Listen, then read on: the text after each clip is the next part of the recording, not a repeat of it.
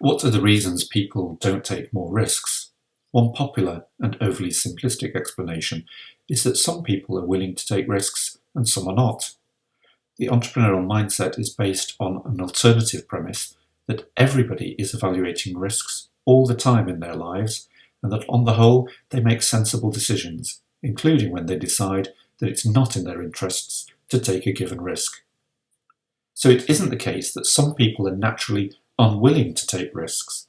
Rather, it's that over their lifetimes they've developed a common sense approach to evaluating risks.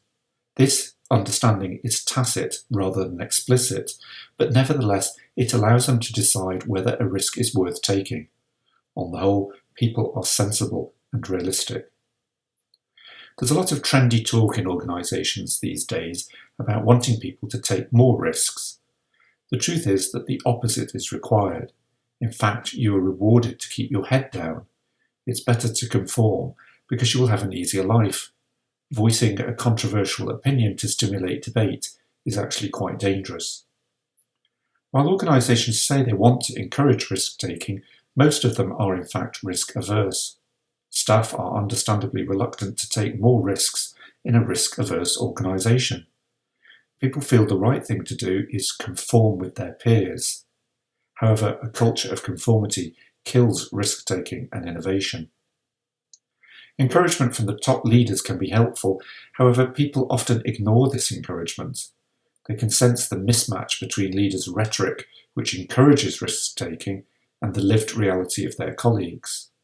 They watch co-workers take on new projects without additional resources and on top of their existing responsibilities. They see them struggle against a system that is unsympathetic to their efforts. They see people who jeopardise their job security or chances of promotion when things go wrong. They see that there are few rewards, and what's more, there are no penalties if you just keep your head down and don't take risks. You still get paid whether you're taking risks or not. They come to the conclusion that it's just not worth taking a risk.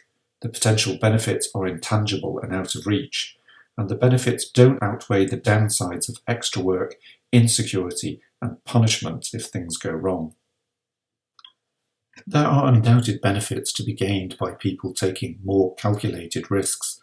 At the same time, there can be too big a gap between the idea and the reality of risk-taking. You can explore this gap, and in doing so increase your understanding and ability by asking, why don't people take more risks?